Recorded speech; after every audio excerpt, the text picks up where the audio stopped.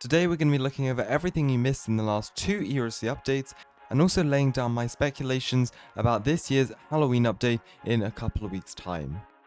First off, in the recent ERLC update, they updated the new overhead combat indicators, so you can head over to settings and enable them, and when you're going around, instead of seeing a target above those who have a gun, you'll see an image of a gun with a green nozzle at the end to indicate that they do have a weapon and you can shoot at them. Personally, I think this indicator is a bit harder to see than the other one, but let me know what you think as well. Next up, the developers added a new command. It is the hint command, so if you do :H and you're moderator plus in a private server, you'll enable a hint at the top of players' screens. Additionally, all notifications now have an X key linked to them, so basically if you're driving around in a police pursuit, let's say, you can easily close the notification without having to move your mouse around or anything like that. Same goes with all the different notifications in the game that may pop up.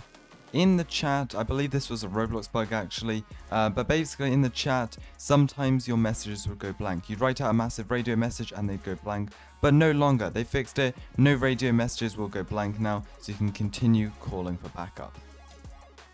This is a smaller bug fix, however it will have effect everyone who is not playing ERLC in English. The wanted timer will now fit on your screens.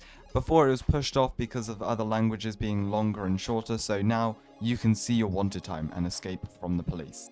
Now this one is my personal favorite of the smaller kind of updates they've added to the last few updates. If you head down to the downtown park and wait patiently for it to turn nighttime, the overhead string lights will now turn on, giving you the perfect set for a lovely dance routine and evening party with your friends. Personally, I just love this, gives a great aesthetic in the game, and it just looks really, really cool. So whip out your best emote and dance the night away.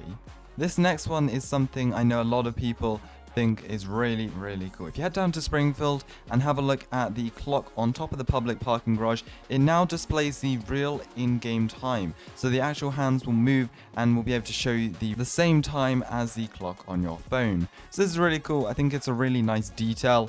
And the inhabitants of Springfield will now be able to wake up peacefully knowing they haven't overslept.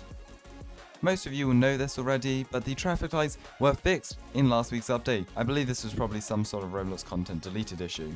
Now this next one, I'm not sure if it's a bug or an update. Basically, some of the car colors are now more reflective and some are less reflective now. And if we head into the garage, different colors have different levels of reflectance. I believe this is just based on the colors, but I found this photo on the PRC Discord of a Bugatti, and it was completely matte black. It actually does look really cool in my opinion. Let me know if your vehicles look like this in ERLC. Additionally, one of the biggest things in the recent update was the new road barriers, which probably most people know about. Also the new private server settings. If you have the premium server pack, you can enable object collisions, which basically means cars and people will actually collide with the objects instead of running right through them in before updates. But why am I telling you about this? Because I've already covered this in the update video. Well, there's also some unique things that you can do with these collidable item settings as well as the new barriers. For example, we've created a bridge here as well as a massive lookout tower and lots more. I can't reveal too much yet, but more videos will be coming up soon with some very, very cool creations with these new road barriers, so stay tuned for that.